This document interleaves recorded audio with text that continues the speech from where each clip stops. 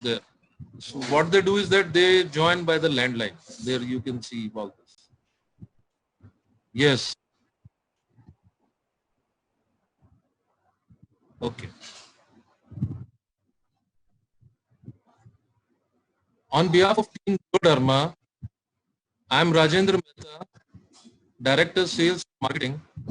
Welcome all the delegates, all the dermatologists, postgraduate students, senior residents, and all the consulting and practicing dermatologists also to this Mentor to Student Connect lecture number 3. But before going further, let us recall and appreciate the Corona warriors who have been tirelessly working and selflessly contributing to save the lives of all of us. So on behalf of Team Gloderma, let us salute all the doctors and medical staff and the healthcare workers for doing a heroic job and saving our lives. They all deserve a very special and extra dose of appreciation. Here we thank Dr. Venkatram Mysore, the course coordinator, and the initiative which is started by Gloderma in association with Dermatopathology Society of India, DSI, Dr. M. Ramam and Dr. Sujay Kanpur. A small data that in lecture 1 and lecture 2, the attendance of the doctors only. This attendance number which we are showing is only the doctors who have entered. The lecture number 1, there were 698 doctors who attended. Lecture number 2, it has increased to 1032.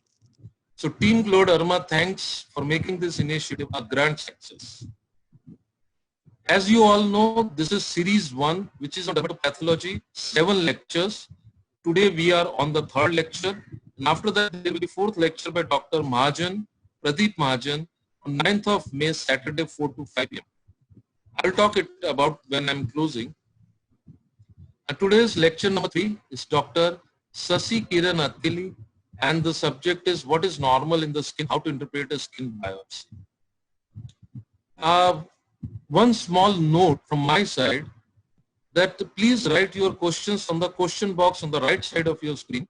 Dr. Sasi will take all the questions live and he will take some of the questions after the sessions also.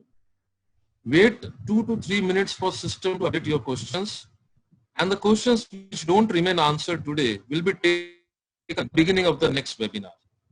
Little bit about Gloderma. It's the top 150 pharma companies in India. Started its journey in 2003.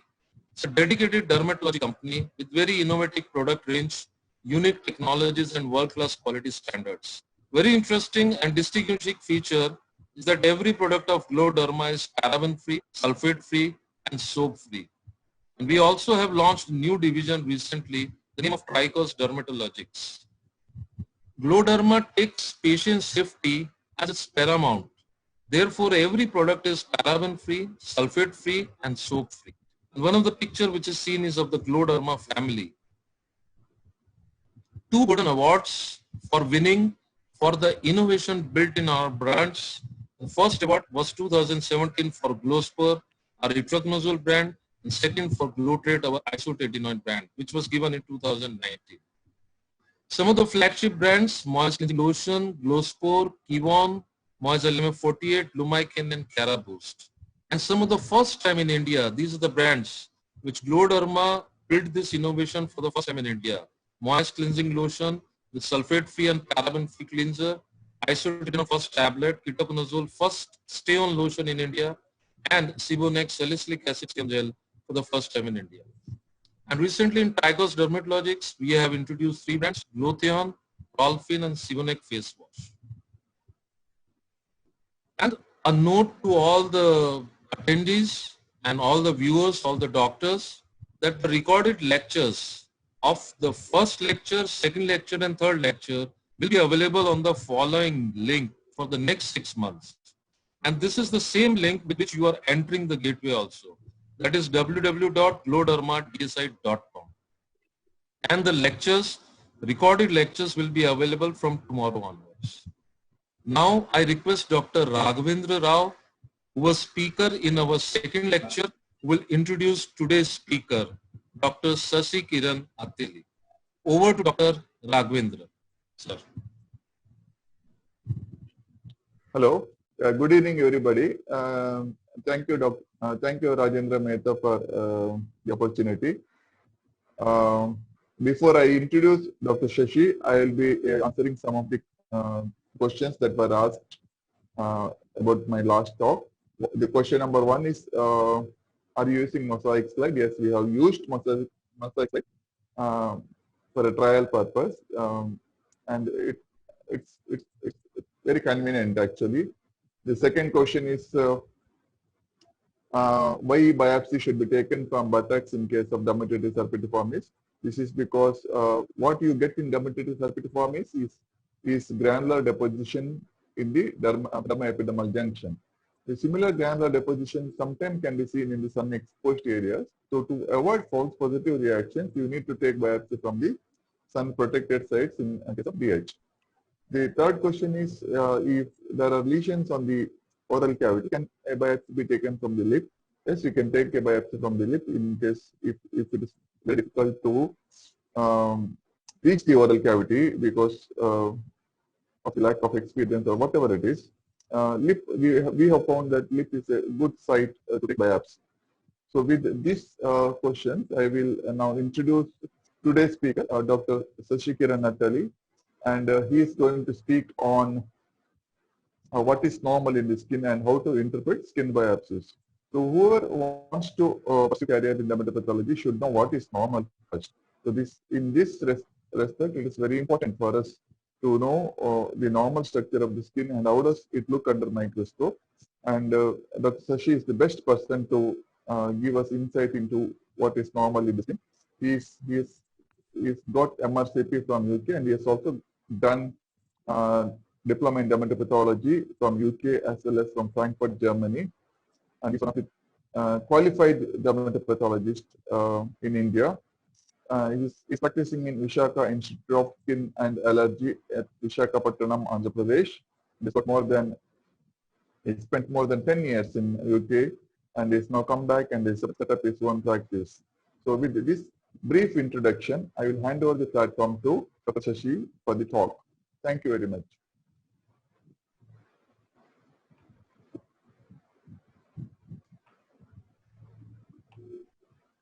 Thank you very much, sir, for the kind introduction.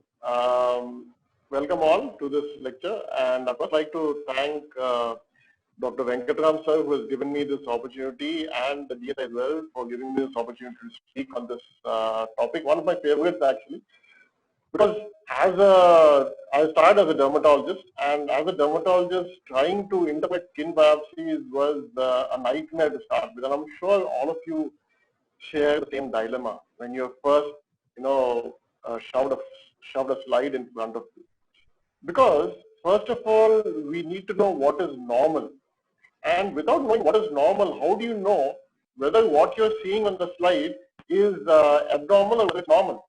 If you know what is normal, then you can say, okay, this is normal, so let us move on and see what is abnormal. If you don't know what is normal, you're in a soup.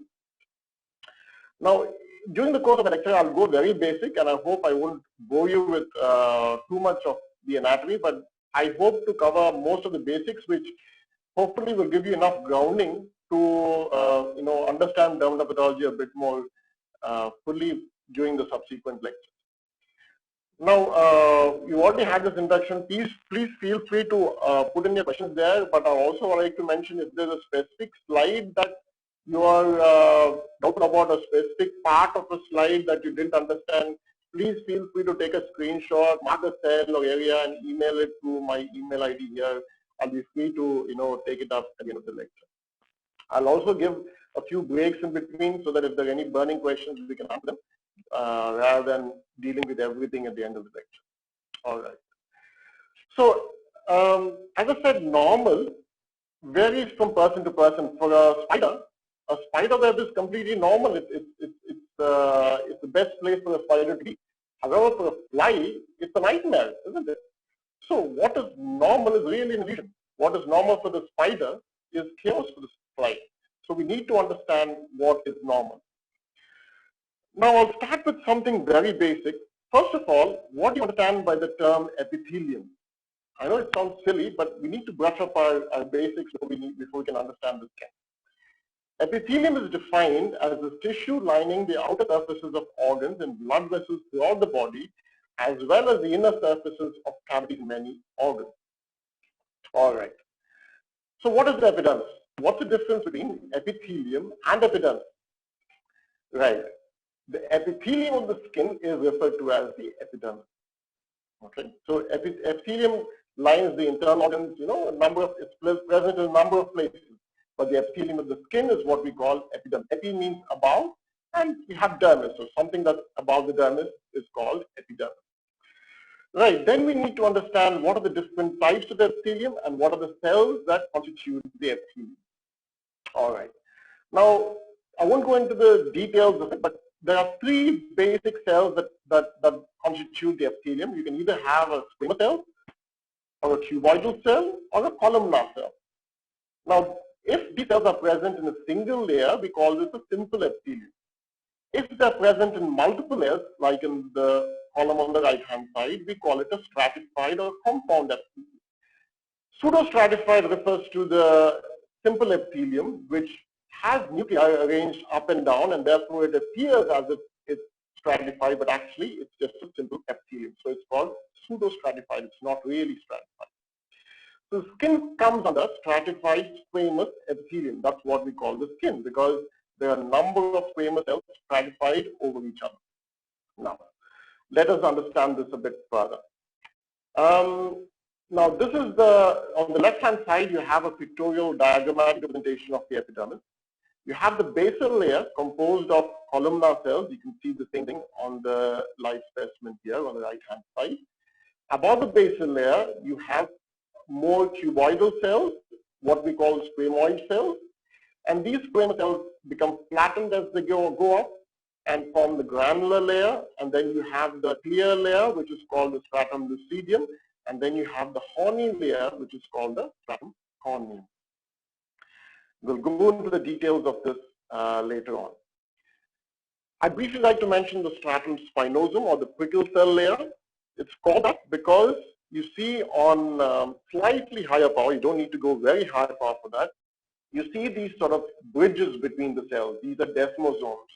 And these make the cell appear spine-like or prickle-like, and hence this is called the stratum spinosum, or the prickle cell layer. All right. Now, what are the types of stratified squamous epithelium in the skin? I'm sorry, this is a bit monotonous and more textbookish, but we'll move on to the exciting stuff in a second. Now, there are two different types of stratified squamous epithelium. One is keratinized and one is non-keratinized.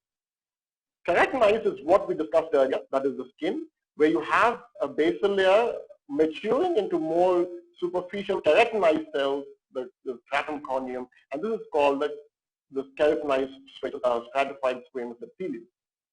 Whereas in the mucosal areas, you have the non-keratinized stratified squamous epithelium, which lacks the spinous layer, it lacks the stratum granulosum, it lacks the lucidium. Rather, what you have is a basal layer, an intermediate layer, and a superficial layer. And all these cells contain nuclei. And that's the difference. So in the mucosal layer, in the mucosal areas, you see that the nuclei are retained as the cells mature up into the superficial layers. In the skin, the nuclei are lost. And that's the major difference between keratinized and non-keratinized. Of course, apart from the fact that keratinized epithelium produces keratin, and hence you see keratohyalin granules in the stratum granulosum on the right-hand side. You don't see such keratohyalin granules, and hence you don't see the granular layer in the mucosal epithelium. All right. Another difference I'd like to point out in this slide itself is that in this picture you see that a basal cell has been depicted to be in mitosis. Now, all of us have learned that the epidermal skin, the skin in the body, the outer layer, it tends to turn over every 28 days. However, in the mucosal epithelium, the turnover is much high. It tends to turn over every 4 to 7 days, and hence the mitotic rate in the basal layers is much higher. So you're more bound to see mitotic figures even in the normal basal layer of mucosal skin than you are in the external skin. All right. Okay. Now all of these basal cells lie on a scaffolding of collagen material called the basal lamina. I won't go into the details of this in this session. So this is the H&E representation of the same thing. So this is non-keratinized on the left-hand side and keratinized on the right-hand side. You can see that the non-keratinized mucosal epithelium, you see the nuclei retained in the superficial layers. What is also obvious is the cytoplasm of these cells is much paler than that on the right-hand side. Can you appreciate that? This is because mucosal keratinocytes often are laden with glycogen, and this makes them appear pale. And that's how, even at a glance, you can recognize mucosal epithelium from external skin. And this is one of the easily distinguishable factors. Right. Now, there are other features in which mucosal skin differs, and I probably should explain this here itself. Mucosal skin, now, what is the role of keratin?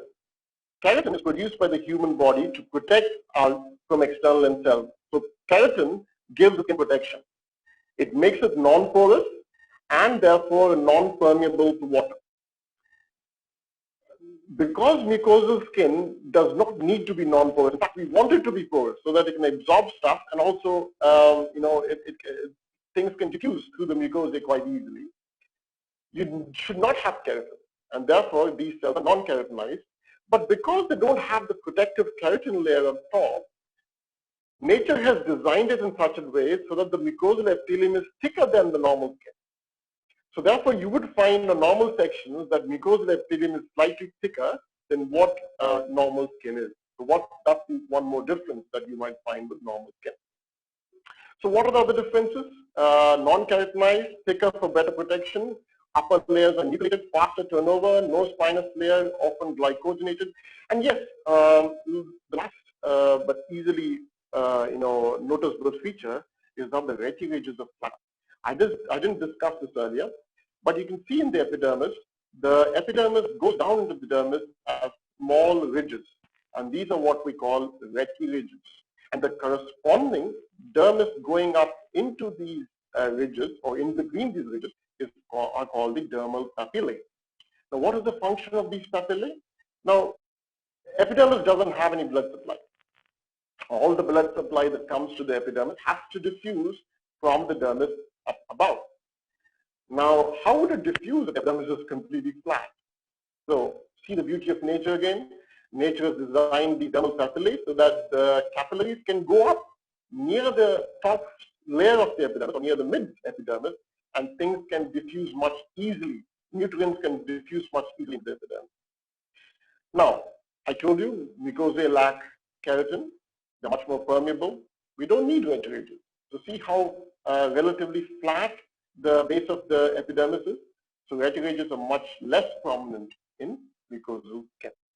So if the skin gets thickened in the mucosa for any reason, for example, you have planus, or it gets keratinized if you have squamous cell transformation.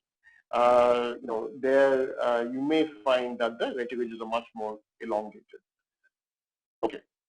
Now, so the epidermis is different. Is the dermis of the mucosal skin any different? Well, to start with, it's called differently. We call the dermis of mucosal skin, it's not skin anymore, the epithelium rather. So the structure underneath the epithelium of the mucosa is called lamina propria. This corresponds to the dermis of the external skin. Now this, as is the dermis, is divided into the superficial papillary layer and then the reticular layer. Papillary layer refers to the superficial part of the dermis, which has much looser collagen, and you have the superficial capillary plexus there. I've already mentioned earlier that you have the intermediate layer and the superficial layer mucosae, and underneath the lamina propria is the submucosa and then the muscle. Submucosa, just to confuse you, simply corresponds to the paniculum or the subcutaneous layer of the external skin. All right. Now, are there any special features of the lamina propria? We have seen that the epidermis of the mucosal skin is different from the external skin. What about the lamina propria? Is it different from the dermis? Well, there are no adnexiae in mucosal skin, so there are absent hair follicles, sweat glands are absent. There are usually no sebaceous glands with the exception of four-eye spots, which may be seen normally in some people. And of course, minor salivary glands may be present in some places in the oral cavity. The other differences in some places, not usually physiological, but more pathologically, you may be able to see lymphoid follicles, even in benign conditions, whereas you don't often tend to see lymphoid follicles in the normal external skin. All right, so here we go. Now, what is interesting is that sebaceous glands in the mucosal skin, when they are, for example, four-eye spots, they tend to open directly into the epidermis rather than through hair follicles, because simply hair follicles are absent in the mucosal skin. Okay. Now, I told you that mucosal skin is non-keratinized stratified squamous epithelium. Is there an example of the keratinized mucosa? Well, there is. So do not be confused if you ever take a biopsy from mucosal skin and it shows keratinization, because it can if you have biopsied the hard palate or gingiva.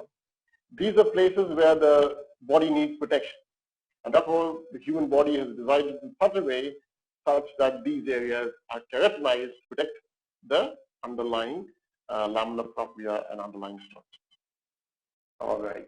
Now, I encourage you to post any questions that you may have. This is probably a bit too early to start answering questions, but if you have any, I'll be free to answer. I'll be checking them periodically. So please feel free to ask any questions that you have. If there are any burning questions, let me just check. There's nothing specific here. Dr. Anusha from Warangal has asked, what is skin barrier function? Skin barrier function essentially refers to the physiological function of skin, wherein as it acts as a barrier, protecting us from external impulse, preventing water loss, dealing with infections, clearing away the immune system, the local immune system, clearing up bacteria, fungi, etc., that might enter into the skin. So this is what we call skin barrier function, typically in denudative conditions like TEN, SJS, where the barrier function of the skin is lost, the lack of a keratin layer, we tend to lose water, heat, become dehydrated, and are more prone to infections. All right. Okay. Now, a bit more boring, but I think this is essential. Where does the epithelium develop from? Is it all ectoderm, endoderm, or mesoderm? Right. Epithelium develops from all three layers. The epithelium of the skin develops from the epidermis, develops from the ectoderm. The epithelium of the gastrointestinal tract develops from the endoderm. And the mesoderm is responsible for the epithelium of the inner linings of organ cavity. What about the development of skin? Is it ectoderm then? If the epidermis is ectoderm, skin is ectoderm? Well, slight modification. The ectoderm is only responsible for the epidermis, including the adnexiae. So the hair follicles and the sweat glands develop from the epithelium and grow down. Okay, so the germ buds grow from the epithelium down into the skin. So these adnexiae are epidermal in origin. Also is ectodermal in origin. Also is ectodermal is the neural crest and the neural crest derived structures, which include the nerves and melanocytes in the skin. All right, everything else is mesoderm. So the dermis, connective tissue, including blood vessels, collagen, etc., is mesoderm. Why am I telling this? Well, I found this interesting, and I probably didn't know it as well as I do know before I prepared for this lecture. But tumors of the epithelium derived from the ectodermis alone are called carcinomas. The rest of the tumors are called sarcomas. So if you have an epithelial tumor of the intestine, the small intestine, you call it a sarcoma. However, if you have an epithelial tumor of the ectoderm, i.e. of the epidermis, you call it a carcinoma. Similarly, dermis, if you have a tumor in the dermis, you call it a sarcoma. For example, fibrosarcoma, angiosarcoma, blood vessels derived from mesoderm. So that's how, the terminology varies. Why do we call something a sarcoma? Why do we call something a carcinoma?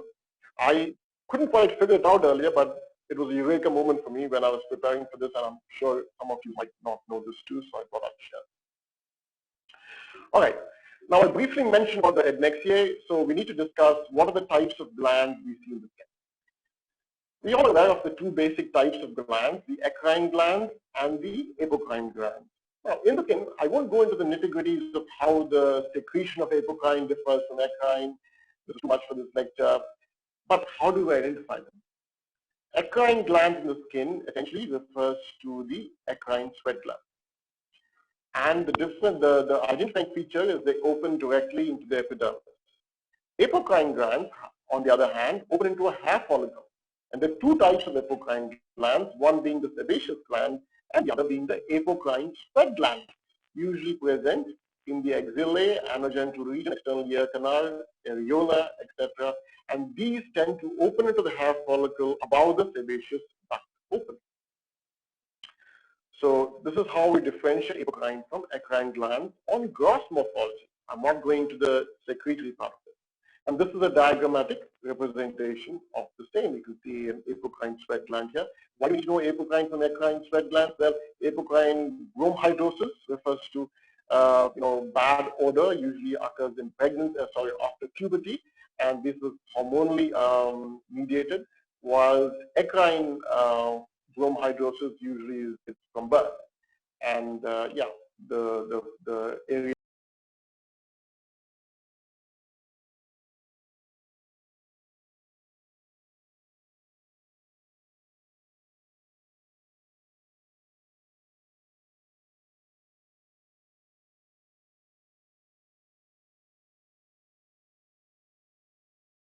appendages.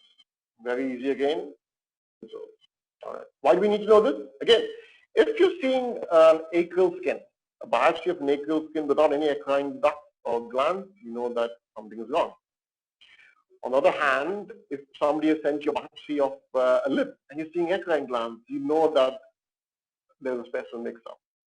So these are things you need to know. All right, so this is the representation of an eccrine duct going up into the epidermis and opening out through an eccrine pore.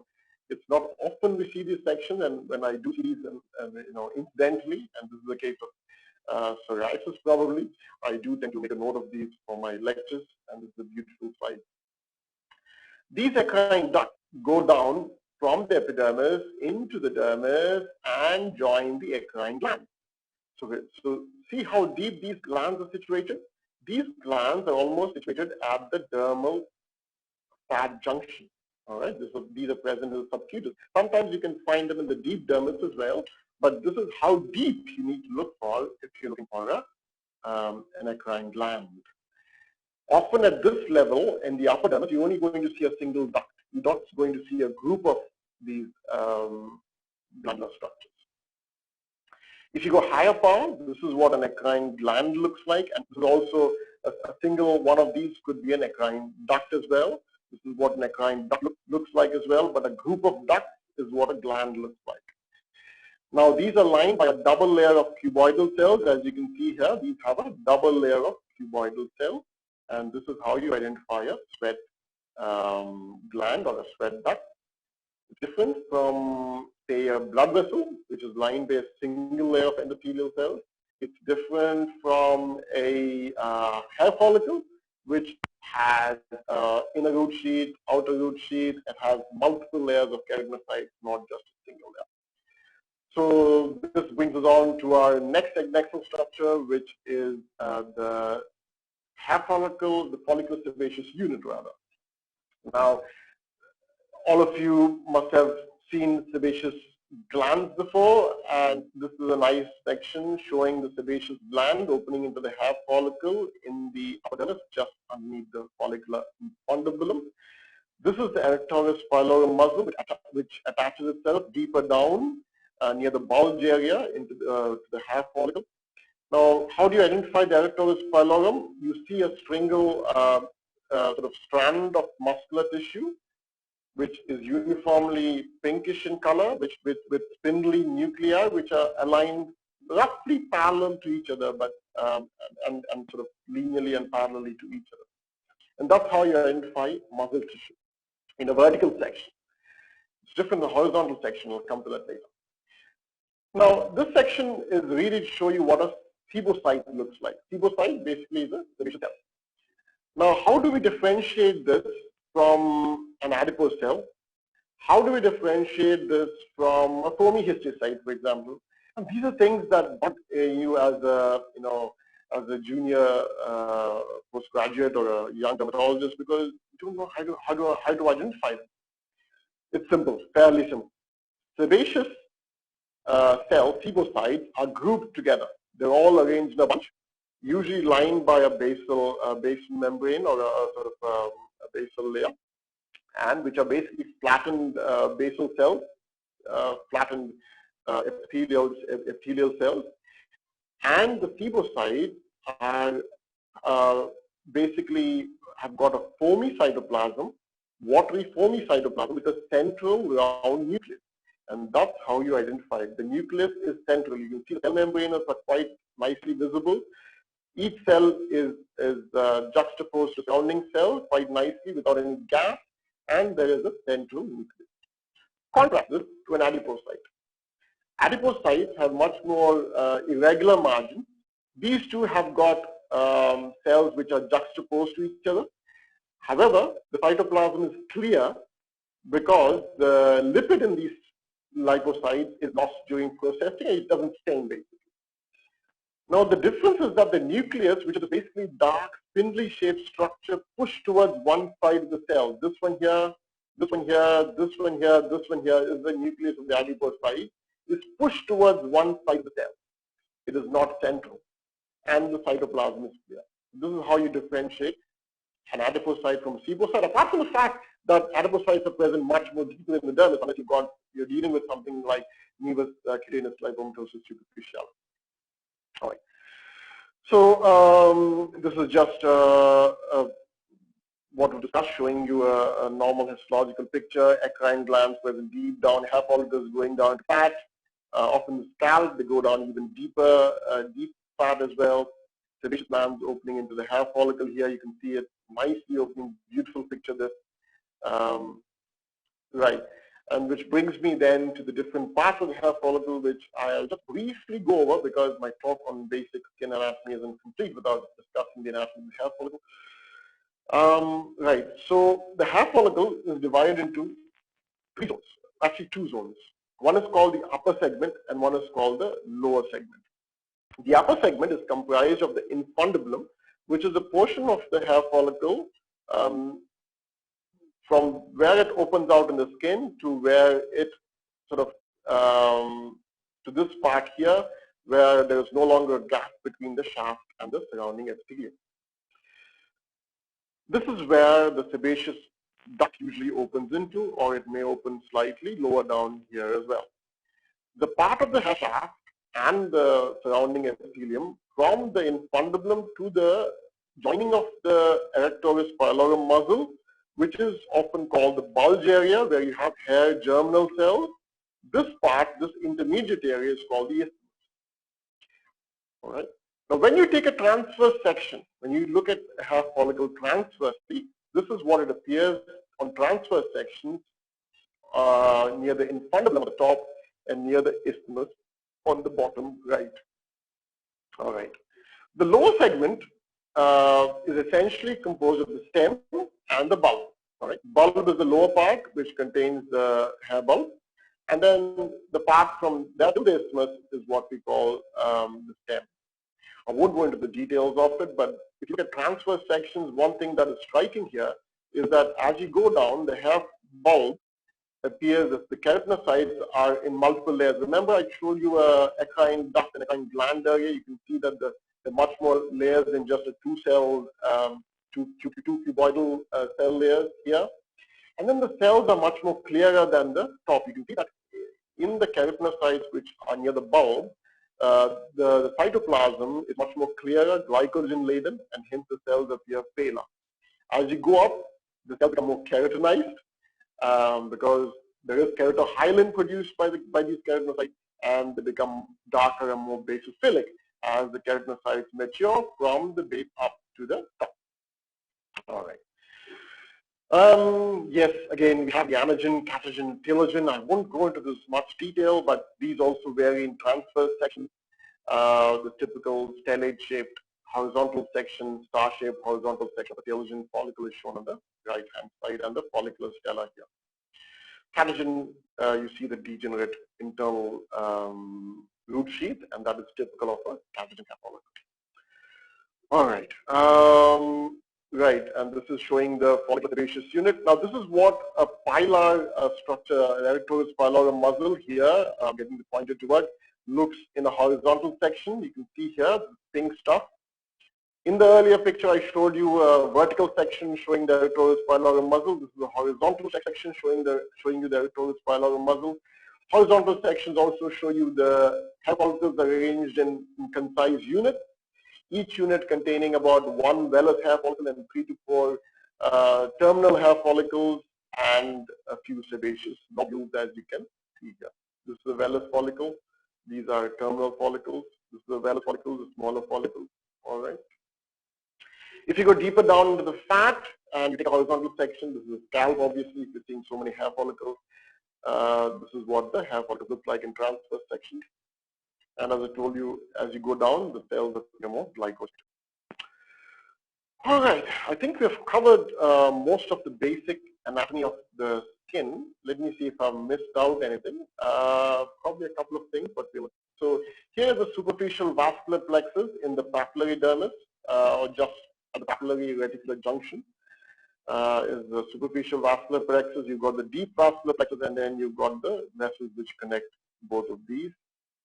I mentioned subcutis earlier, or paniculum.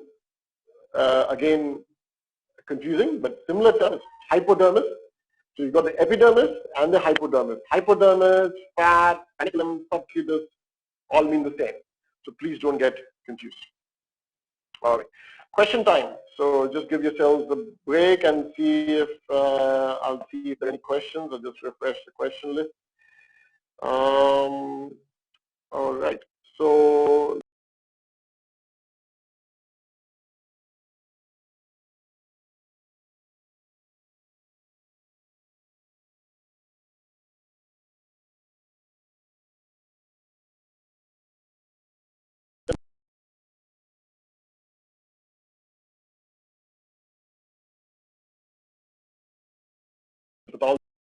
please don't ask me about the detailed differences, but this is the gross pathology in the epithelium I can discuss.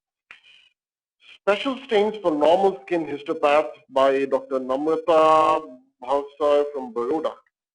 For normal skin, why would you want to even take a biopsy first of all? But yeah, I mean, why would you need special stains for normal skin? The routine stain that we do is hematoxylin and eosin stain, and that's the only stain you need to do to look at normal skin and appreciate all the normal structure. Then you have Dr. Tejanshu Dalal from Ahmedabad. Difference in biopsy of oral lip versus skin lip regarding granular layer. Again, I think maybe I wasn't particularly clear. Sorry, I got it here. The difference in biopsy of oral LP, they've written, it's not lip, it's LP. So oral LP lichen planus and skin lichen planus regarding granular layer. Well, granular layer is absent in the oral mucosa. So you don't tend to see granular layer, you don't just tend to see hypergranulosis in lip, as simple as that. Now, however, having said that, in chronic cases, when there is a lot of inflammation, the body wants to protect itself. In those circumstances, there may be keratinization of otherwise non-keratinized stratified squamous epithelium. And for example, even leukoplakia, there is keratinization. And this is for the body to protect itself. And this is sometimes referred to as metaplasia, where the epidermis transforms itself into something else which it should not be. Metaplasia can be from columnar to stratified to squamous, squamous to columnar, columnar to cuboidal. In this case, non-keratinized to keratinized. Yes, that is possible. But in general, lichen planus on the lip does not produce hypergranulosis. Which layers make up the malphizian layer? Malphizian layer essentially, Dr. Rahul Tripathi from Gandhinagar. Malphizian layer essentially refers to the middle layer of the skin, the stratum spinosum, that is sort of the bulk of the epidermis, and that usually referred to as a malphizian layer. I don't often, or we don't as pathologists, refer to that layer as a malphizian layer very often. So I might not be entirely correct, but that's my understanding. Difference in soft and hard keratin. Hard keratin refers to the keratin in the hairs, nail. Soft keratin refers to the keratin in the skin. And that's the basic difference. And this depends on the type of keratin that is present in these cells. What is the need for keratinized mucosa by Dr. Apurva Bharadwaj from New Delhi? As I said, keratinized mucosa is only necessary where there is trauma, there is a potential for trauma to the skin, that is the hard palate and the gingiva, where the food that we chew tends to get in contact with more often, and that's why nature has keratinized. Dr. Sachin from Mumbai has asked how to identify normal and abnormal collagen. This is something I'm going to cover in the next few minutes anyway, so we'll get to that in a second. All right, okay. So we will move on to the next part of my lecture. Right, so let us go into the epidermis in detail.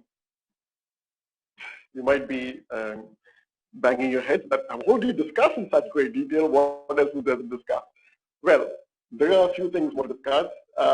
First of all, I didn't discuss melanocytes. So there is one melanocyte present for every 8 to 10 keratinocytes in the human skin. Every 8 to 10 keratinocytes in the basal layer have to be specific. And how do I identify a melanocyte? A melanocyte is identified by the presence of a vacuole in the cell. So these clear cells are what are melanocytes. And these become extremely difficult to distinguish when you have a vascular interface dermatitis, which also causes vasculation of the basal keratinocyte. So how do you differentiate a melanocyte from a keratinocyte? From vasculated keratinocyte, it becomes absolutely impossible. I often, as a dermatopathologist, see biopsy request forms people taking a biopsy from vitiligo and asking, can you confirm please that this is vitiligo? I'm afraid you can exclude other diseases like mycosis fungoides, but merely by looking at the H&E, particularly the melanocytes on H&E.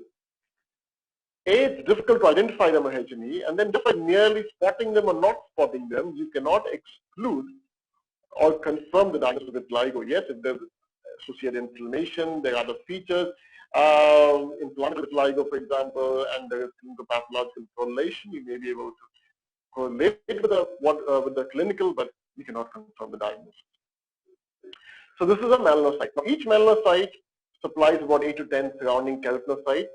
Now, these melanocytes produce melanosomes, which are transferred across to the keratinocytes. Now, you can appreciate here you can see what is called the melanin cap. What is the role of melanin? Melanin protects the keratinocytes from ultraviolet damage. Sir, yes? Sorry to interrupt. Yeah. You will have to bring the mic little bit closer. Right. Okay. It's right. Your sound goes very up and then sometimes down.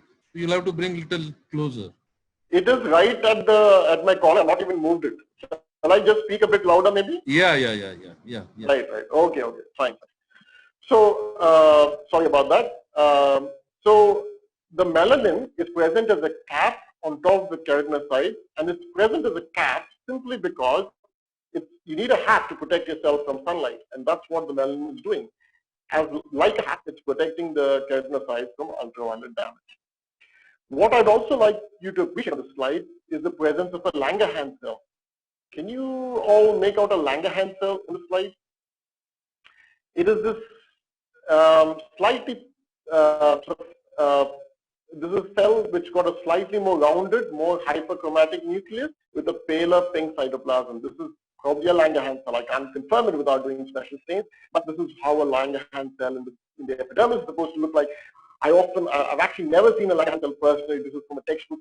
I've never actually seen it in normal skin. Yes, you may see it in Langerhans cell histiocytosis in exceptional conditions, but normally very difficult to spot. Now, what I want you to appreciate also here is that the columnar cells at the basal layer, as they mature up, become more cuboidal, and these cuboidal cells become more flatter.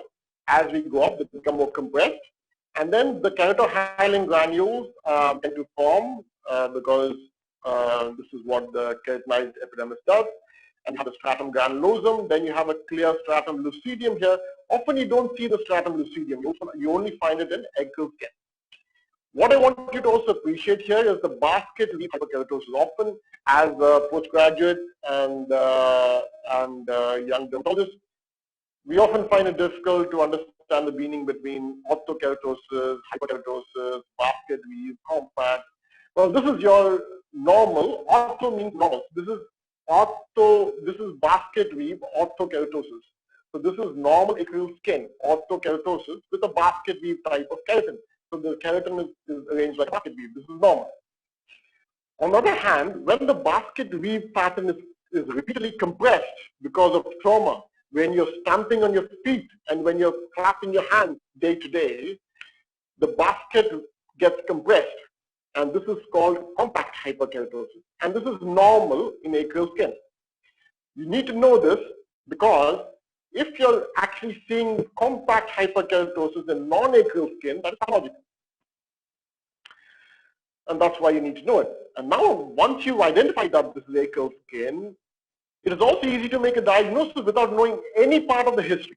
You can see that what you see in the epidermis is essentially spongiosis with vesiculation. In acral skin, it's likely to be pompilic eczema, and that's what this case is.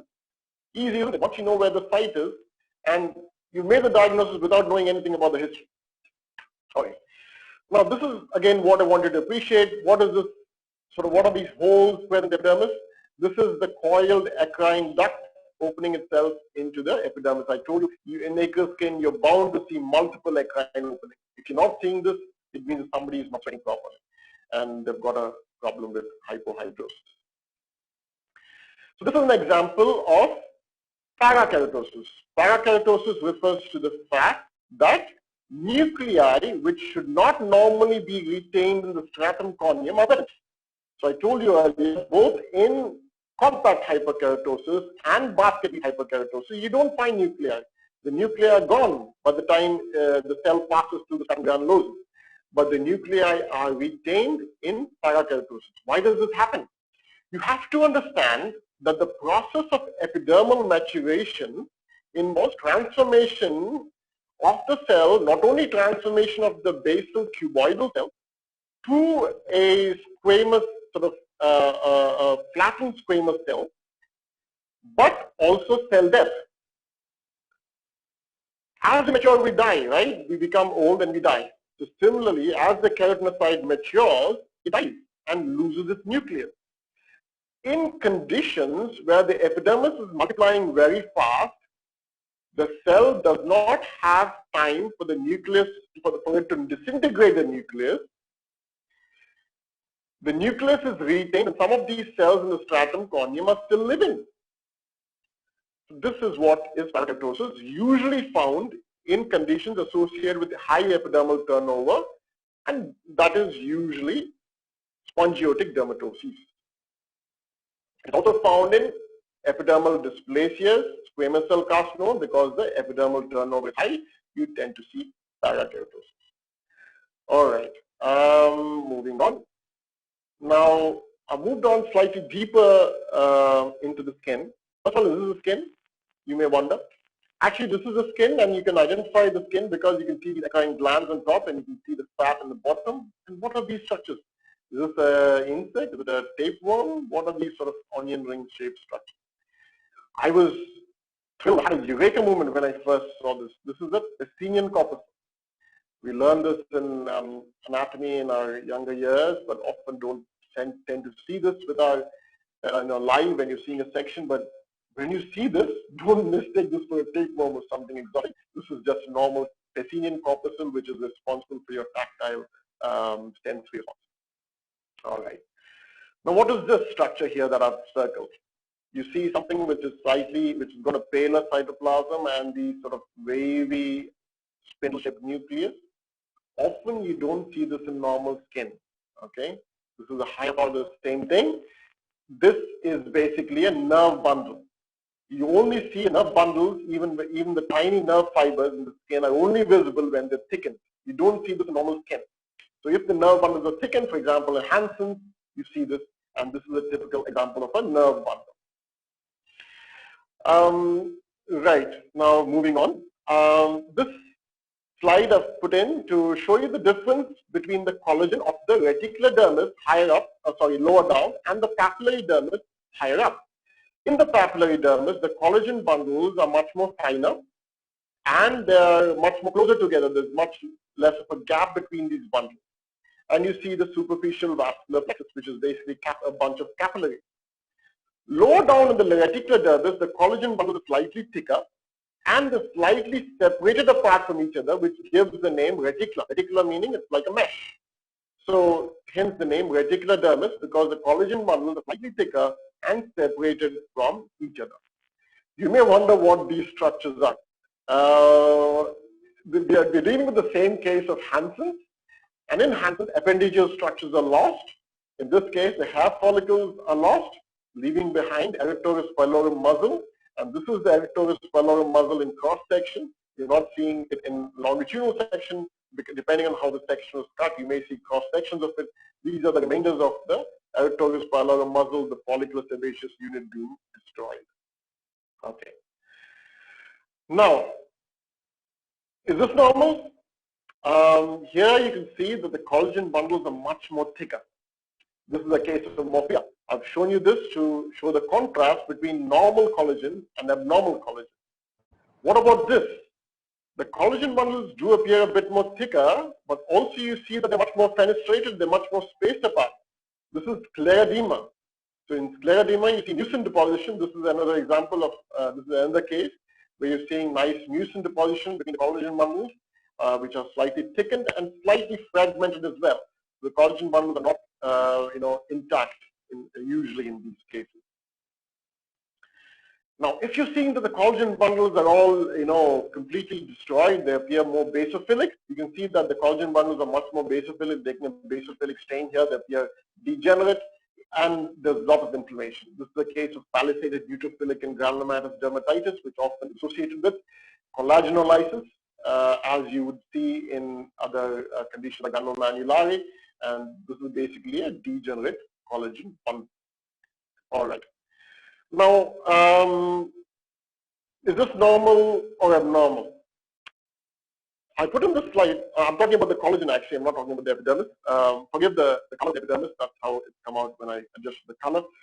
The collagen here is normal.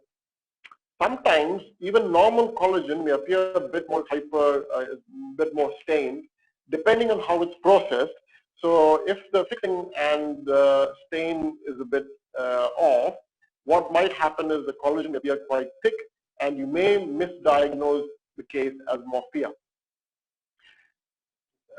So be careful with your sections and make sure that the clinical picture correlates with the histology before you sign this off as morphia. The collagen bundles are thickened here. You can see they're very fine, but just very close together because of how the fixation of the specimen has been done.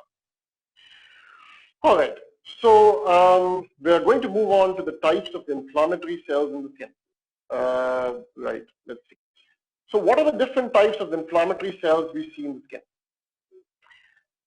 This is the sort of diagrammatic representation of the various cells we may see in the skin.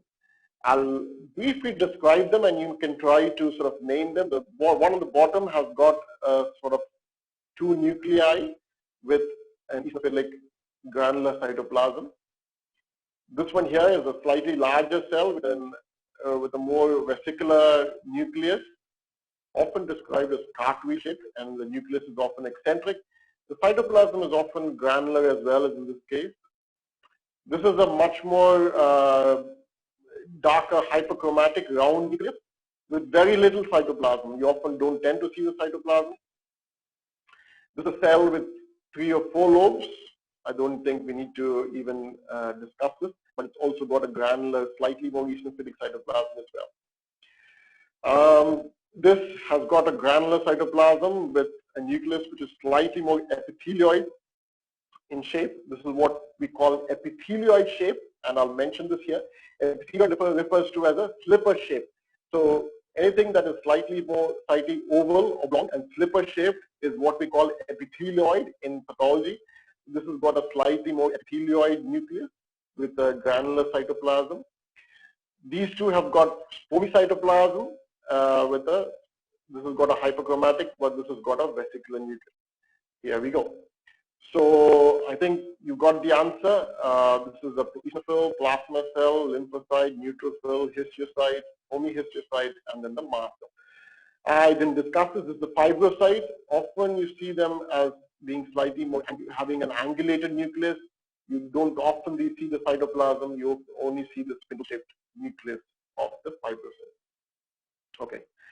How does a basophil in skin look like? This is often a question I get asked, and people often tend to misdiagnose lymphocyte or histiocyte for a basophil. Basophils are not seen in skin. And I'm not sure what the function or role of a basophil is in skin pathology at all. I don't think there is any role, and somebody can correct me. If there is, we don't see basophils in skin, and therefore never ever diagnose a basophil in skin, or never ever identify a basophil.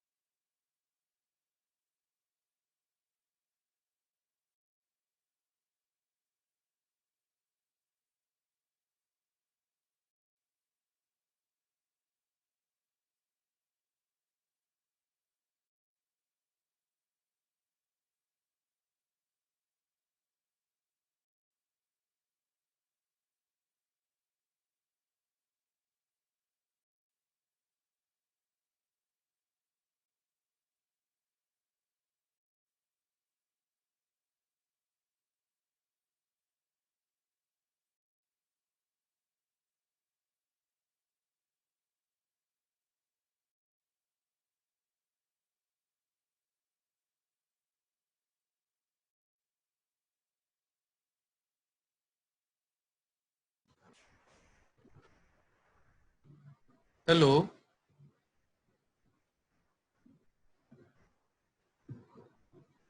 It seems that there is some problem with the doctor's computer crashed or something. I think he's going to come back because he was saying that he's coming back. So let's wait for 2-3 minutes. He will rejoin us into the meeting. There might be some problem with the connectivity outside. That's right. Let's wait. Doctor is going to come back.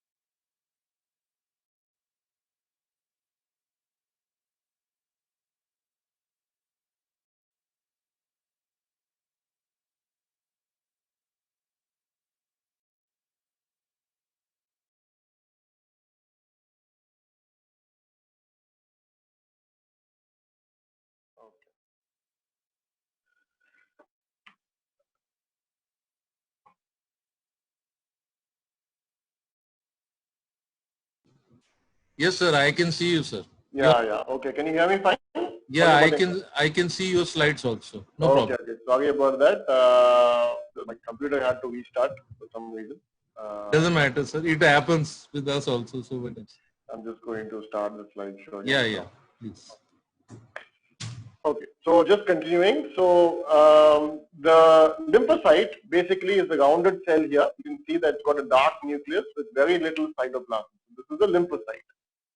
Now, what about these cells here? These have got a more eosinophilic cytoplasm. Now, you can appreciate these cells better if you go on hunting for the other cells which look similar. And this basically cell here is a giveaway. It has a typical bilobe nucleus of an eosinophil.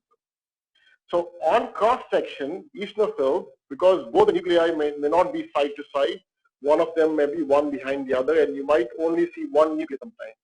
Doesn't mean it's something else. It is still an eosinophil if the cytoplasm is eosinophilic.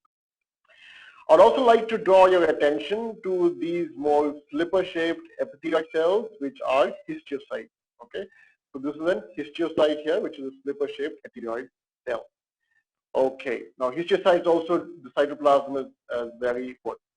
Now, talking about eosinophils, sometimes these eosinophils tend to degranulate, especially around degenerate collagen bundles, and this is what we call a flame figure.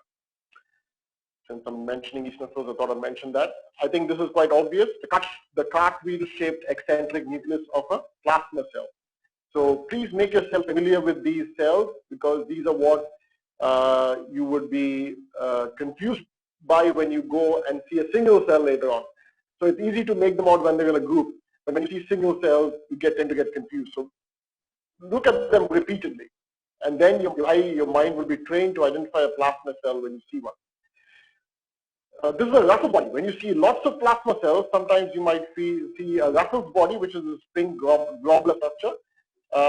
In usually plasma cell disorders, you often tend to see these Russell bodies. Okay. Now, not all plasma cells are typical cartwheel-shaped nuclei. This is a plasma cell vulvitis. Now, remember, just because you're seeing plasma cells does not make it syphilis. Remember this. Mucosal layers, mucosal lamina propria, I mentioned it's different because it's lax next year, but in the inflammatory cells, plasma cells tend to be more common in mucosal areas, and these are part of the normal lamina propria. And they become much more prominent when there is inflammation in the overlying epithelium, like for example, plasma cell balanitis or plasma cell colitis. Okay, and these are all plasma cells, but they don't look typical cartwheel shape. You only appreciate the cartwheel in some of them when you look at higher power. All right. Okay. Now I'm not sure if you're aware. There is a slide number at the bottom right. I think I've mentioned that before, or I forgot to mention. Please feel free to mention the slide number if you have any specific questions regarding specific cells in a slide. Okay. Now, what about these? You see these sort of spindly shaped cells, along with sort of these cells in the middle, which have got a more eosinophilic cytoplasm. Let's go higher power. You can see the sort of spindly worm-like cells, which have got a wavy nucleus, and you see this sort of cell in the midst, which has got a more rounded nucleus with an eosinophilic cytoplasm. This is what we call a typical fried egg shape of a mast cell. So this is a mast cell with a slightly more epithelioid nucleus, eosinophilic, slightly stipple granular cytoplasm, often seen in conditions associated with mucin. Any condition with mucin in it, this is a neuromyxofibroma. These are all neural cells. These are all nerve cells with a spindly, wavy nucleus.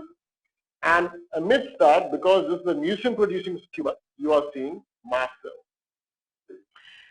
This is the mastocytoma, where you see groups of mast cells. This is not a basophil. We don't see basophils in the skin. This is not a lymphocyte, because lymphocytes you don't see a cytoplasm. This is not a histiocyte, because again you don't see cytoplasm of histiocytes, which if at all is seen is clear. It's not granular. It's not a neutrophil because it's not got multi-lobes. It's not a neutrophil because it's not got two lobes in the nucleus. All right. So we ruled out everything else. What about this cell? This is a neutrophil. I'm sure all of you can make out the trilobe and pentalobe nuclei in some places, and the cytoplasm eosinophilic. Sometimes neutrophil-rich disorders do also contain eosinophils, and sometimes it can be quite confusing. So it is okay to be confused if you're not able to differentiate between a neutrophil and eosinophil, particularly if you're not seeing three lobes all the time. All right. So it's okay to be confused, and a lot of expert pathologists also get confused. This is a giant cell, which you may see in the skin. You can see a typical giant cell. This is Langhans giant cell. Probably a combination, actually. This is looks foreign body type as well, with nuclei bundled in the center. This is an epithelioid cell. So this is a granuloma with a bunch of epithelioid cells. We discussed granuloma a couple of sessions ago. Dr. Venkatram sir discussed it. So these are epithelioid cells with sort of pale cytoplasm, not that visible.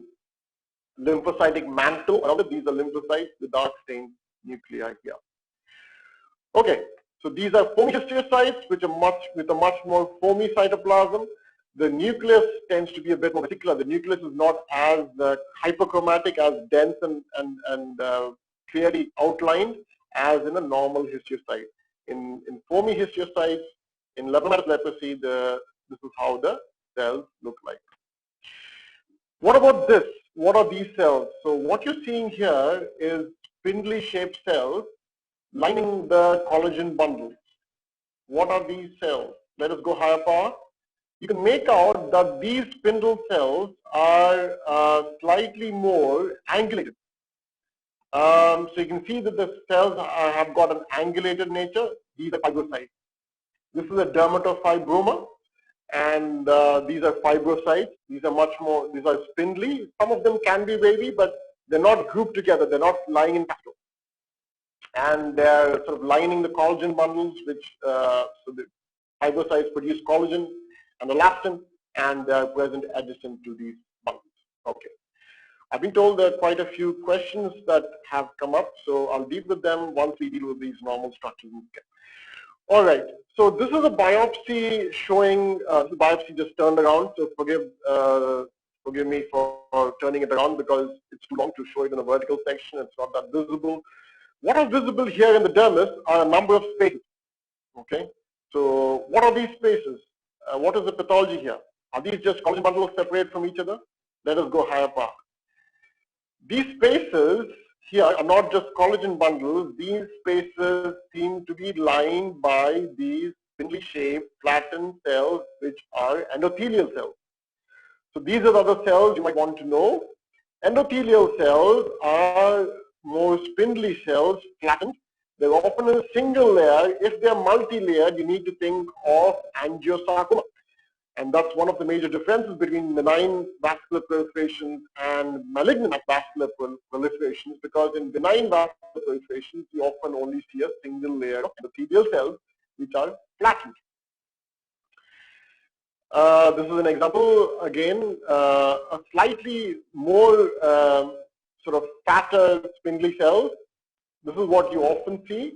In tumors, the cells tend to be more spindly. In normal skin, the cells tend to be a bit more fatter, still spindly, but a bit more flatter. These cells here are sort of the endothelial cells in a single lining.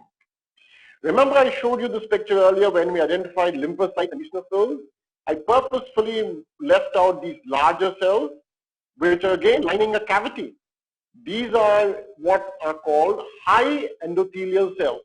So why are they called high endothelial cells? Well, these endothelial cells are much more fatter. You often find this in tumors, but you may also find this in you often find this in benign conditions, benign inflammatory conditions. The endothelial cells tend to become swollen and fat like this and resemble histiocytes. So see, this is a histiocyte or endothelial cell. This cell and this cell looks pretty similar, doesn't it? But the difference is this cell is lining a cavity. So this is a high endothelial cell. So endothelial cells in inflammatory skin conditions can become much more swollen. Please do not confuse it with an histiocyte. All right. Now again, you see here is a space lined by flattened endothelial cells, but in the space, you've got this pinkish fluid. This is the lymphatic channel. You can find this even normally in inflammatory pathologies, particularly in the genital areas. You may find lymphatic channels because of lymph blockage. When there's a lot of inflammation, lymph tends to flow but a bit more sluggishly, and you may catch lymphatic vessels in transit. This is also a vascular tumor, and again containing lymph. This is lymphangioma circumscriptum. This is a vascular channel containing not lymph but RBC. This is an angiokeratoma. So you see how you make a difference between angiokeratoma and lymphangioma circumscriptum. It's based on what is present in the cell, in the cavity, rather than how the cell looks like. The endothelial cell of a lymphatic vessel looks pretty much similar to a capillary endothelial cell, don't differ. And you often tend to see valves in both. See, look at this. This looks like a valve. This is a valve. Valves tend to be seen in both, and you cannot often differentiate. This is a lobular capillary hemangioma showing the endothelial cell, just for contrast. All right. So question time. I still have a part of the lecture to go through, but let's look at questions. People who are interested can stay on. Obviously, I'm going to talk about how I evaluate normal skin. But I'll do that after I answer these questions. Let me see what other questions I have. How do we differentiate a fibrocyte from a fibroblast? Well, actually, you can't differentiate them. Both are basically look similar on histology. Fibroblast, in fact, is the same as fibroblast. They don't differ.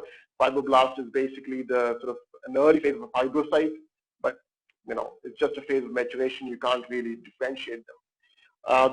The question was from Bhavana from Belgavi. How to differentiate nerve and hair, from Dr. Sahana from Hubali. How to differentiate nerve and hair? I've told you, nerve actually does not have an inner root sheath, outer root sheath, doesn't have a hair follicle in the center. So I'm not sure why you're confused. Maybe you can mention the slide that confused you, and I can go into a bit more detail. Nerve has got typically a bundle of wavy spindle-shaped cells. I'm not sure where the confusion is. If you want to, please maybe mail me, I can answer that. How do you identify nerve and normal skin? By Dr. Sahana again. Again, nerves normally are not seen in normal skin because they're not thick enough to be seen. If they are seen, that's how they look like, that I showed in my slide. All right. Okay. What is apparent pulling up of appendages? By Dr. Apurva Bharadwaj from New Delhi. So I told you that the eccrine glands are present deep down in the fat or in the subcutaneous junction, fat in the dermal subcutaneous junction. Now, in conditions like morphea, where there is loss or atrophy of the dermis, the eccrine glands appear pulled up along with the fat, and this is what is called apparent pulling of the appendages. So that's what is referred to as apparent pulling. Can you elaborate the latest in the physiological status of the Gren zone? I probably won't go into that.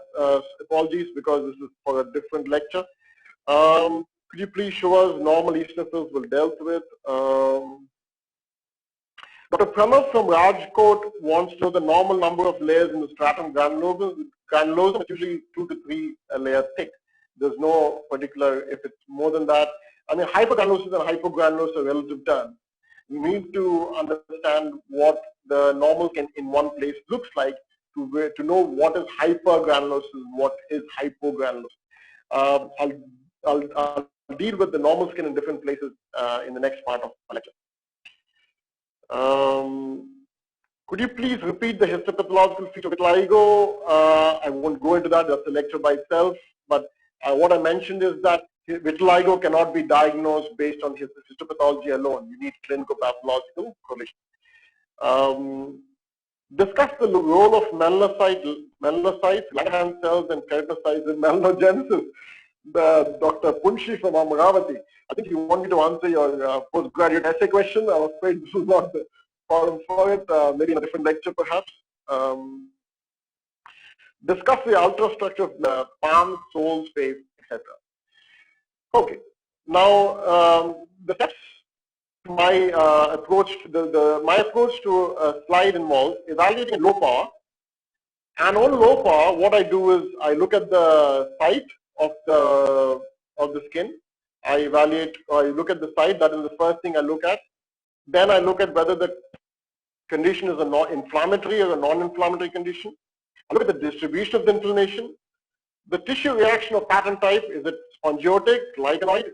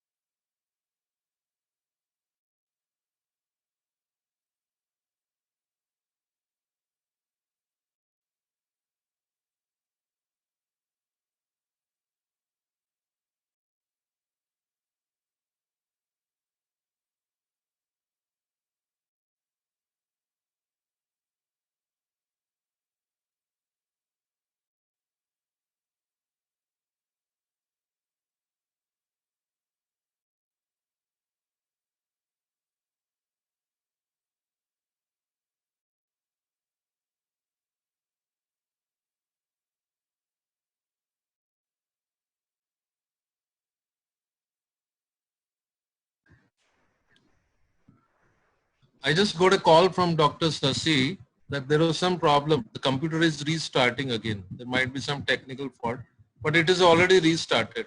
So he'll be joining in 1 or 2 minutes. Just got a call from him. Just wait a few more seconds.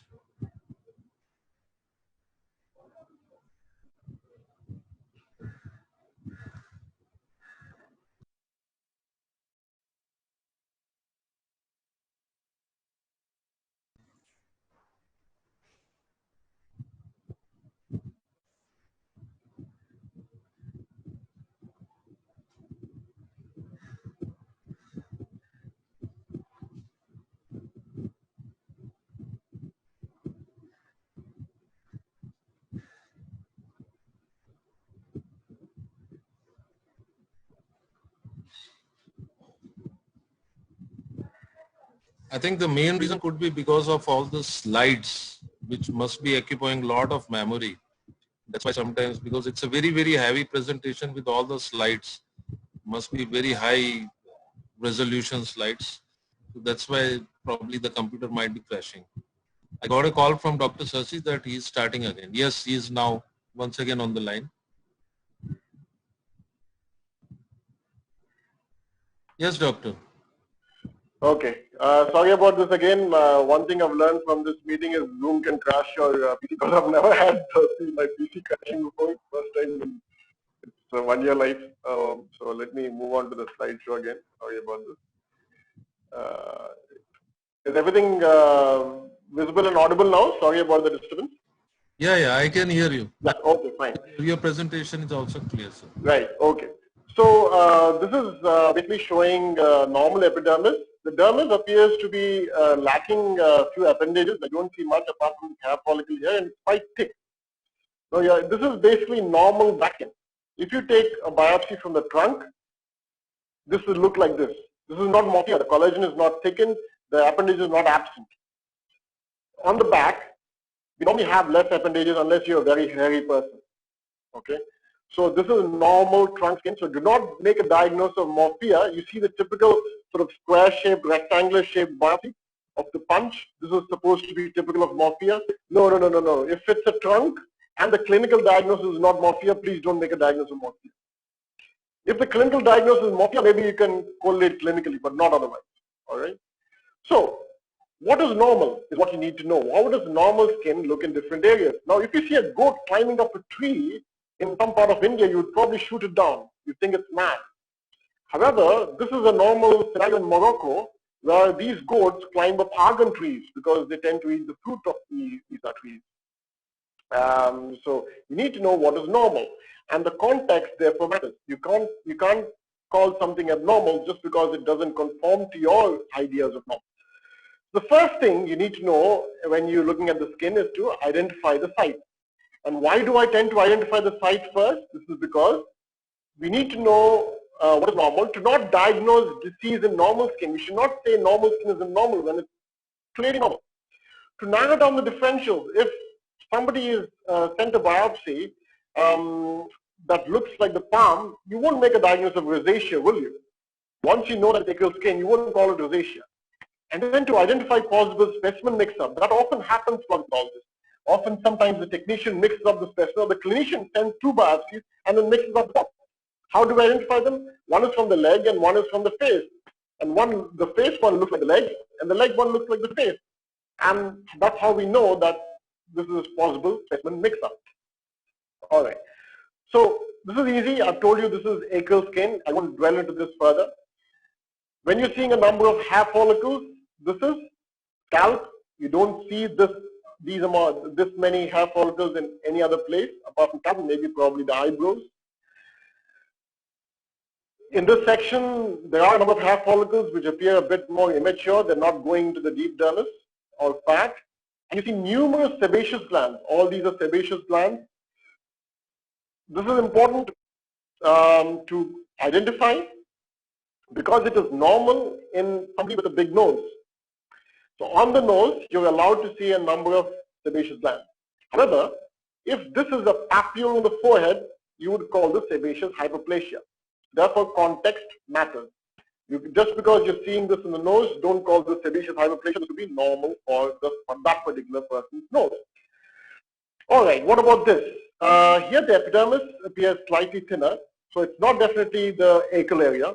It's not the scalp. It's not the nose. You're seeing number of hair follicles. So hair follicles, these are all hair follicular structures. These here, this is a hair follicle, this is a hair follicle, this is a hair follicle in transverse section. The collagen appears not as thick as it would in the trunk. In the trunk, the reticular dermis is the collagen is slightly more thicker. As I told you, it can be confused with morphea. Here the collagen is much more looser. So this is, and the epidermis, and the dermis is not as thick. I showed you in that slide of the trunk. You need a vertical section to show the entire section, and even then you couldn't see the fat in the trunk. This is actually quite a thin layer of skin. This is from the face. Okay, you're seeing more hair follicles than you would see in skin from the limb, for example. This is easy if you can identify the structure at the bottom. This is cartilage, and once you identify cartilage, it's easy to identify where this is coming from. This is the ear lobule. You're seeing cartilage at the bottom. You're seeing a loose reticular dermis with a few hair follicles with sebaceous glands and a thin epidermis. I've mentioned this before. This is the oral mucosa. I hope all of you can now easily identify this with the glycogenated keratinocytes and nucleated cells at the top. No sort of spinous layer, no granular layer, no stratum corneum. Now here the collagen bundles are slightly thicker than what they were on the face. Not as many hair follicles. You're only seeing 2 hair follicles in this section, in this entire section. This is from a limb, probably sort of on the arm or something like that. Here, forget this slide, which looks a bit more old and paler and poorly stained. But the clue here are these pink staining rounded structures here at the bottom. These are muscle bundles.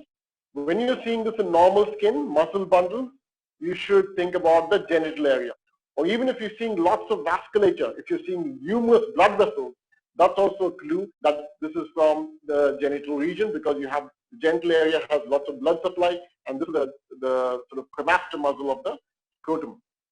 So a presence of muscle in the mid-deep dermis suggests that this is from the genital area, from the clitoris, from the stratum, from the scrotum. These areas usually have muscle in the dermis and subcutaneous. All right, so now that we've evaluated the site, the next thing that I identify is the distribution of inflammation. The distribution of inflammation gives us a clue to the diagnosis.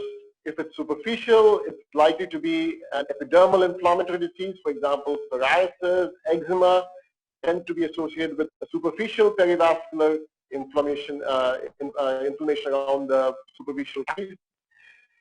Then you have superficial and deep with presence of vasculitis. You see that the blood vessels seem to be damaged here with nuclear duct. This is vasculitis, superficial and deep. So superficial and deep inflammation, perivascular, the first differential is vasculitis. Then superficial and deep with no vasculitis, you don't see nuclear duct. The sort of the endothelial lining looks intact. This is basically non-vasculitic superficial and deep dermal inflammation, in lupus, viral exanthems, EAC, etc. What about this? This is superficial and deep, perivascular and nodular. So the inflammation is much more nodular, it's much more intense, usually seen in granulomatous inflammation, lymphomatous inflammation like lymphomas or benign B-cell hyperplasias, etc. This is superficial and deep, diffuse. So these are all low power observations. You have superficial and deep perivascular, this is superficial and deep, diffuse. And interstitial, often seen in sweets, leptomatous Hansen's, lymphomas, etc. And I told you earlier, this is how you identify a fat cell. You often have slightly more, irregular margins with an eccentric nucleus here. This is inflammation within the fat. This is a panicleitis. This is a follicle, which seems to have an abscess within. This is folliculitis. Okay. So, in summary, the first thing we identify the site, then we identify the distribution of the inflammation. Is it superficial, perivascular, superficial and deep, perivascular, perivascular nodular, vasculitis, plus minus, or is it diffuse interstitial? Is there a panicleitis? Is there a folliculitis? And then we go on to the basic tissue reaction patterns, which I won't go into any detail. But is it lichenoid? Is it psoriasiform? Is it spongiotic? Is it vesiculobullous? Is it granulomatous? Or is it vasculopathic? So there are 6 basic tissue reaction patterns which we identify. And once we narrow down the diagnosis, we have to correlate clinically. But before that, you then evaluate in higher power to confirm your diagnosis and then make a final diagnosis. So my motto, and people who know me know this, believe nothing, no matter where you read or who has said, not even if I have said it, unless it agrees with your own reason and own common sense. So please don't believe me. Just take this as a teaser. Go open your textbooks, go and refresh, revise what I've told you and see if what I have told you in this talk makes sense. Thank you. I'll probably now take questions, see what questions are remaining. Thank you all for being with me.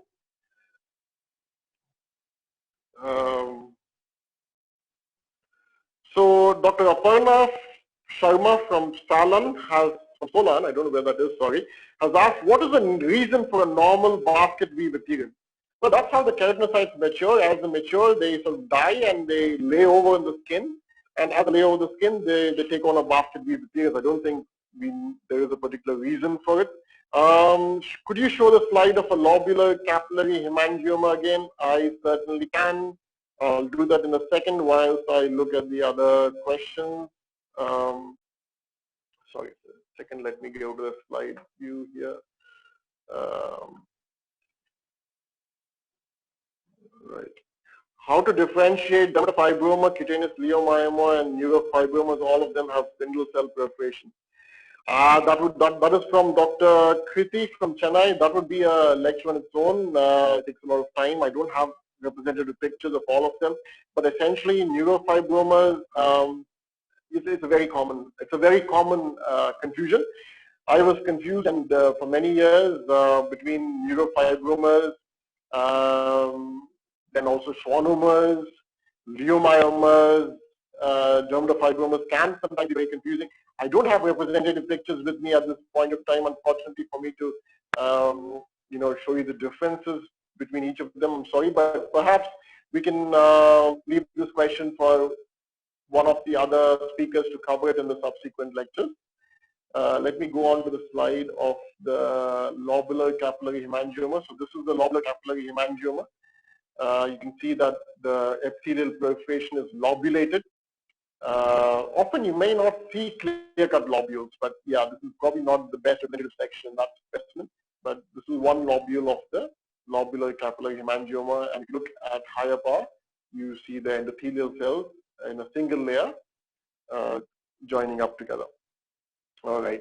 How do you differentiate histiocyte from epithelioid cell, and how to differentiate nerve from muscle and fibroblast? Well, I'll probably have to go through the representative slides again. Dr. Saurav Kundu from Kolkata.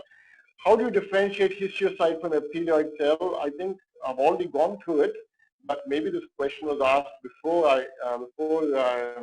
that part of the lecture. So this is a this is an epithelioid cell which looks similar to a histiocyte. When you're seeing this in isolation, if you're seeing a single cell like this here, this is a histiocyte. But if you're seeing these all surrounding or lining a clear space, this is an endothelial cell. But often they are not as thick as these. They're often spindle shaped, as I showed you here. So they're easy to differentiate here in normal endothelium, where the inflammation is not that intense. The cells are spindly and with a much more darker nucleus, and the nucleus is not swollen and vesicular like in the histiocyte, as you can see here. Now, the other question, can a 3 mm skin biopsy heal by secondary intention without suturing? Of course it can. That's relevant, but yeah, of course it can. I often do 4 mm punch biopsies and I never suture them. Even on the scalp, I often do scalp biopsies for alopecia. I routinely take 1 or 2 4 mm punch biopsies deep into the fat. Just press on the area for about 5 minutes. You need an assistant, or you can, if you don't have time, I often get my assistants to do it. Firm pressure for about 5 minutes. The patient can go home and there's no bleeding whatsoever, unless the patient is on aspirin or something else, in which case you might need a suture. But I've never had to apply a suture to a punch biopsy, even on the scalp or face, and I do punches routinely. And I only do 4 mm punches unless it's from a sensitive area on the face. I think I've covered most other questions actually. So if there are any other, unless there are any other questions. Sir, can I mention, because when you were explaining about the answers for the question, between 14 number question and 28, there were certain questions which you can take probably. 14 and 28, let me just see. In between 14 and 28. All right, yes, you're quite right. Okay. Different stages of hair histological difference. That is a lecture on its own. I don't want to go into that in any great detail, but for people who want to read it, Mackey, the pathology book from Mackey has got an excellent chapter which deals with the different stages of hair follicle differentiation. I don't have the slides all here. This is the only slide I have showing the anagen, catagen, telogen. I told you the difference between terminal and vellus. So both terminal and vellus hair go through the same cycle, go through anagen, catagen, and telogen. Difference between terminal and vellus hair is that terminal hair goes into the fat, whilst vellus hair is short and is probably as long as the catagen hair here. So it ends in the mid-dermis. So only in size do vellus hairs and terminal hairs differ, but all of them go through the same cycles, anagen, catagen. I mean, both of them go through the same cycles, anagen, catagen, telogen. It's a bit detailed to go into the differences between anagen, catagen, and telogen in this lecture. Color of sweat is transparent, but sometimes because of certain disease, I think that I'll leave that. Can you explain in detail histopathology of hair? That's a 15-minute, at least a 15, 30-minute lecture. Maybe if I have the opportunity at a later date, certainly. Stratum lucidium is nucleated or non-nucleated. It is a clear, translucent, pinkish structure, non-nucleated. The nuclei end at the level of the stratum granulosum. The other question, is stratum lucidium only present in palms and soles? It is probably present in all the areas, but it's thick enough to be visible only in the palms and soles. Hope that makes sense. So all the 5 layers of skin are present in all parts of the body, externally. I mean, not in the mucosal skin, but the stratum lucidium is only 1 to 2 cell layer thick, and it's probably thick enough to be visible only where the epithelium is thick, that is in the palms and soles. I think that's about it. I think we've covered all the questions, unless, shall I refresh it from the last time and see if any further questions left? Can you throw some light on Langerhans cell, which you showed? Looks very similar to a dyskeratotic keratinocyte, right? So I think this question is from Dr. Harsh from Jaipur. I'll certainly show that cell. Just a second.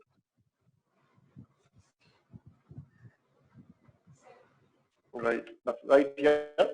So dyskeratotic cell can look similar, but dyskeratotic cells often have a nucleus which looks abnormal in shape, and you often see abnormal male. It's often irregular in shape. It's not rounded like this. And the dyskeratotic cell often is not present in isolation here. You see high dyskeratotic cells from UV damage, which are present higher up. In normal skin, you don't tend to see dyskeratotic cells go down here. Okay, so that's your difference. Can you please show lymphangioma circumscriptum slide again? I will in a second. Can you explain lymphocyte exocytosis on basis of high power? I don't have the slide for it, but I'm sure somebody will be speaking on spongiotic dermatosis, where lymphocytic exocytosis will be shown. But yeah, this is probably a lymphocyte here, or maybe not. No, there is no definite lymphocyte exocytosis in the slide for me to show. Is a 2 millimeter punch sufficient to give information? Maybe a 2 millimeter punch is enough, but why take the chance when a 4 millimeter punch is easy to do without a suture? So yes, you may get the diagnosis in 2 millimeter punch, but the patient is paying a lot and may not come to you multiple times. So better to get the diagnosis the first time. So I often do a 4 millimeter punch. I think that's about it. So the other question was, can you show the slide of lymphangioma circumscriptum, which I'll do so that you can contrast with the angiokeratoma slide, I presume. So this is lymphangioma circumscriptum, and this is in contrast to the angiokeratoma. Here you're seeing lymph. So this is clear lymph within the lymphatic vascular channel, whilst here you're seeing red blood cells. Often lymphangioma circumscriptum can also have red blood cells, and sometimes it can be difficult to differentiate it from angiokeratoma, but clinically and histopathologically, when you correlate and you're seeing this sort of pinkish stuff, which is lymph, within the vascular lumen, the diagnosis is often clear. Shall we end there, Mr. Mehta? I think most of the questions are there. Already you have covered, sir. After Yes. 64, there is nothing at the Yes. moment. A lot of questions keep coming after that. So we will have in our system. So when the next webinar opens, at that time you can take those questions. Yeah, and probably anybody who has any specific doubts about one particular slide, I'll just show the screenshot. So show my email ID there. Feel free to please, you can take a screenshot or just mention the slide number, or and circle the cell you want to identify, and send me a screenshot. I'll be happy to discuss it in just before the next webinar. Thank you. Thanks a lot. Sir, Dr. Raghavendra, sir.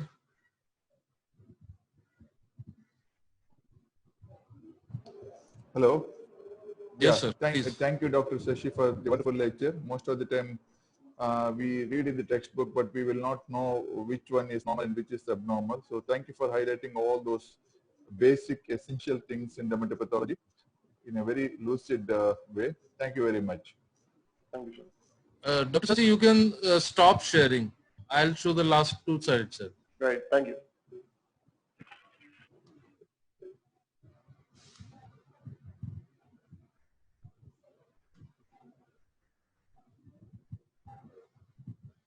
This is an announcement once again for all the attendees and all the delegates who have attended the lecture.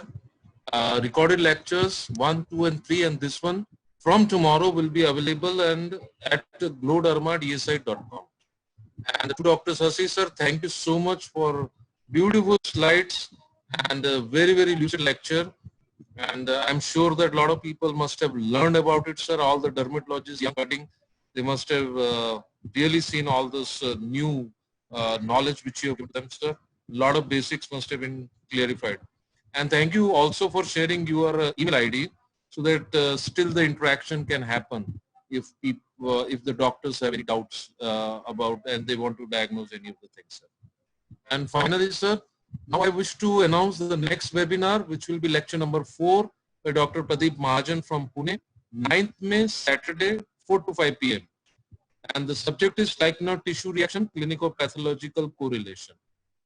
With this, to Dr. Sasi and to Dr. Raghavendra and all the doctors who are present there, thank you so much from Team Glodama. We'll meet again on 9th of May at same time, 4 to 5 p.m. Thank you so much, sir. Thank you.